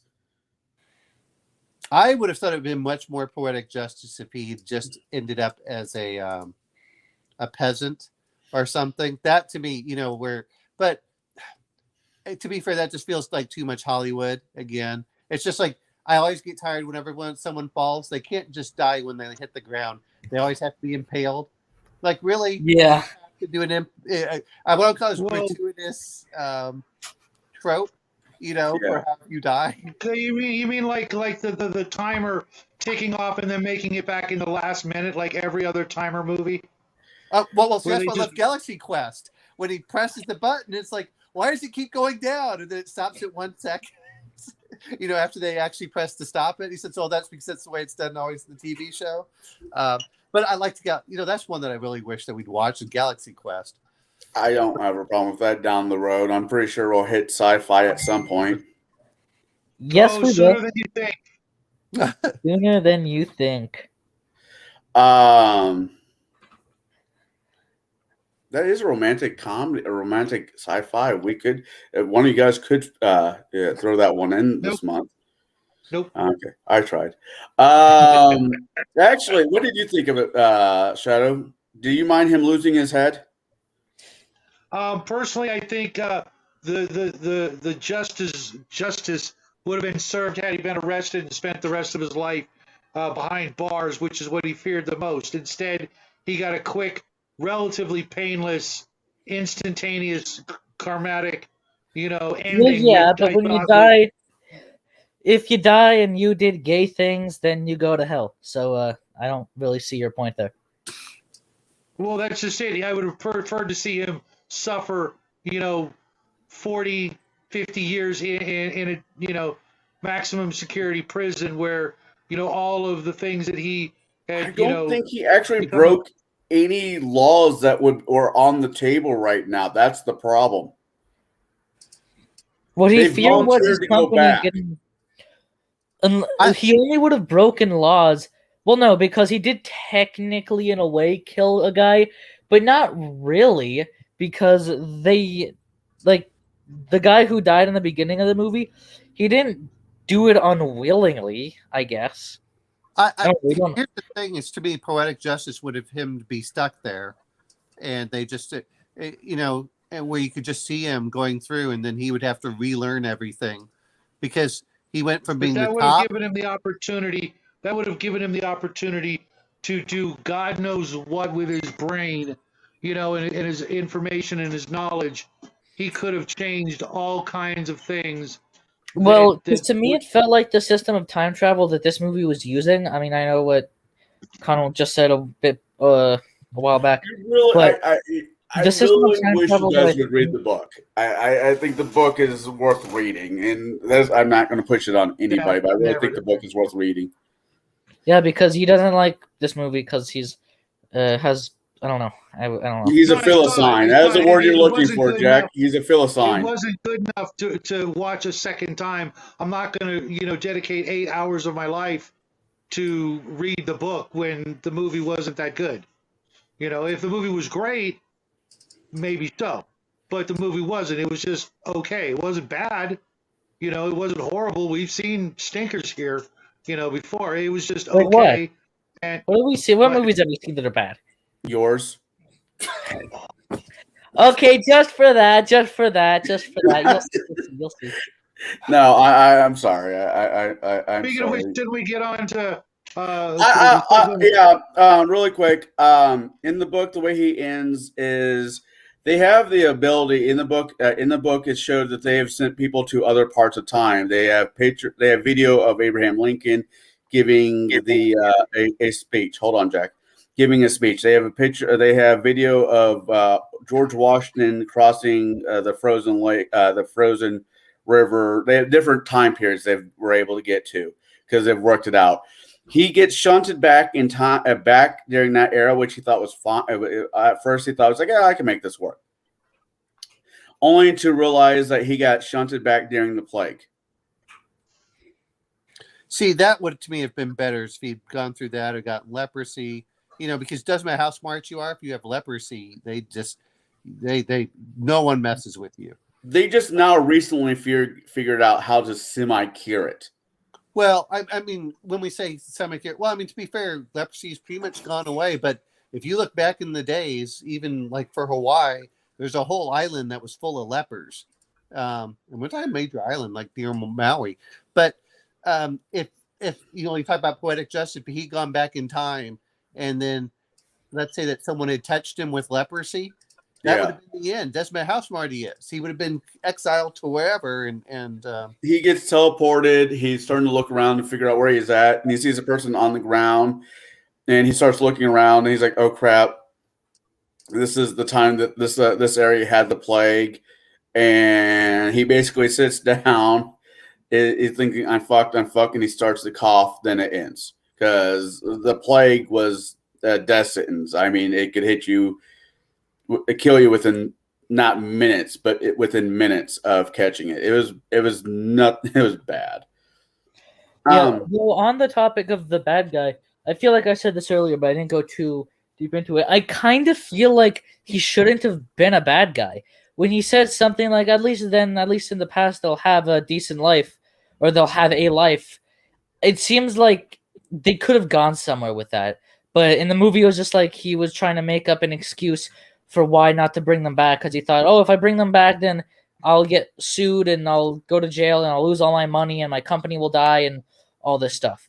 Which, Okay, and we're if looking instead of that they had gone down the route of he was genuinely worried that if he brought them back, they would be freaking mutated abominations because the machine wasn't working properly and they were still semi alive but just kind of combined together as blobs on the floor, then like he doesn't want to have any human go through that ever, anything even close to that again. And so it's like, at least there they might actually live. That would have been a better, I feel like that would have just been better than the route that they went with. He's a bad guy. It should have been that his thought process was, if we bring them back too early before the machine's ready, then they're gonna die a horrible, painful death. And if we leave them there, then there's a chance that they might be able to live lives there. You know what, though, is Jack exactly brought it up. If they had done a better job of the guy that was a transcription error and showing him severely mutated or something, we could understand he's like, they'll have a better life if they stay there. I think that would have had more impact. The problem is that they made him, he was all over, that character was not well written, like Jack had said. The character should have either been more like a Bill Gates or, some of these CEOs like Pfizer that we see nowadays, where they start, we didn't really know what this would do. We didn't test it for that. We were following the speed of science. And to be fair, in the early 2000s, there was a lot of skepticism towards big industry. I remember seeing, I forget what it was called, but all the stuff that we're talking about now about them spying was exactly what was being brought up, oddly enough, by Hollywood, that they pretend does not exist now, in the early 2000s. Because I remember, I had moved over here to Texas at that time with my friends. So it was right about that 2000, 2005 time frame that they were touching all these things about how technology could be bad or abused. And I felt that if either he had been more of a Bill Gates style, or I forgot who the CEO of Pfizer style had been, or if he'd been someone that had really cared more, it would have done better. But the way that they made him was he was just a badly written character, I think. If they could have done so much better, like Jack had said. Yep. No, I agree. All right. Well, we're at that time. I guess it's Jack's turn because we kind of skipped him because he didn't have an answer by the deadline that I gave. Not trying to be a dick, just for the rest of the people here, we need to know what we need to do before next Sunday. Do you have a pick, or do I need to bounce over to now? You have a pick? Yeah. All right, what's your pick? Star Wars Episode 2: Attack of the Clones. Oh wow. Oh wow. Okay. I all right. Well, okay, guys, I'm going to mention something for myself because that's what Jack's going to have, and then mine would be the week before or very close. The week after. No, I'm talking about for our before Valentine's Day, was just so you guys can catch up and watch it any time between now and then, would be Casablanca. So next week we got Attack of the Clones, but I think Casablanca is a classical one that's one. I've got it on DVD, not a problem. Yeah, I think it's on HBO. I know it's on one of them. Yeah, it's on HBO as well. So, all right. It's a good, fun one to watch. I think. To be fair, I refused to watch it for years as a kid, and then I saw it. And I was like, "This is awesome." So anyway, since we're laying them all out, all right. So after Omanau, which one of you guys want to take the next one? Mark or Shadow? I don't care. I know what mine is. You have one yet, Mark? You're muted. Mark. I was waffling between two different ones, so we'll do Jack's, then we do Omanow's. We'll let Shadow go, then you'll finish it up. Shadow, what's your pick? John Carter, Warlord of Mars. I knew as soon as I said that, I gave you that idea. Mother goose. Yep. All right. I thank you, because I don't know how that slipped my mind, but of all the sci-fi fantasy romances, that's so far up there in my book. It ain't as good as what I picked. Just because of the You picked a romance. I hate saying it. You did, whether you realize it or not. No, he did that on purpose. Yeah, I did. All right. So, can I ask you, Mark, what two are you waffling between? I was waffling between either Crawl or Somewhere in Time. But I haven't seen Somewhere in Time. The guy who plays Superman. So Kroll's on HBO. I know, because I need to go watch it. I saw the Christopher Reeve movie Somewhere in Time. God, that movie's old. I haven't seen that movie in years. Kroll is 40 years old. I saw it once, but Kroll I used to have it on Laserdisc back in the day, and I watched that so many times. But it's a fun movie. It's fun. But, I can't remember anything about Somewhere in Time, so that's I'm good with either one. It won't. It's not. It's that one's not going to have a lot of action. It's going to be a real slow burn in that. But I thought it suited like a fit a sci-fi and Valentine's Day theme and the author. Yeah, go ahead. If anyone has watched Starman by John Carpenter. Yeah, that's a good one. That's another one that has kind of that romance aspect to it too. So sure. Yeah, I thought the author of that was important too. It's the Richard Matheson. Wrote the story for that Somewhere in Time. So by the time we get to Omen Owls, if you can have make your pick by then, that would be great. Because Kroll's going to be easy. I know where I can find that one. Somewhere in Time, that might be a little bit of a trick for me, but I'm not going to say no, we can't do it. I'll make it work. I just need to know. Yeah, I didn't look. Yeah, okay. Well, I mean, to be fair, I think I have seen Kroll once, and that was on TV, which they edited that at the time because it's always commercials, whatever it was. Kroll's on HBO, I think now. Yeah. Well, no, that's what I mean but a lot of these movies that I watched as a kid were on commercial channels, so they cut stuff out of there. So that's what I was referring to. All right. Oh shit! I should have picked that one. Oh well. Cole the Conqueror with Kevin Sorbo. Oh, okay. But we'll have to do a Robert Harold. We'll have to do only 4 Conan. There's 3 Conan movies. There's only 4 of his works movie wise out. So I don't know. All right. Well, with that being said, and 2 minutes left on the clock, next week we will be talking about Star Wars Episode 2, Attack of the Clones, which honestly I think the anime did a better version of that than the movie, but whatever. We don't have 7 seasons to watch that. I know. That's so much better. And the other part is, do I really want to give Disney more money? So I'm looking forward to hassling Jack over it. I'm joking. I'm looking forward to watching it and having a fun conversation with Jack about his pick. But so for those who end up watching this later on, you all have a good night.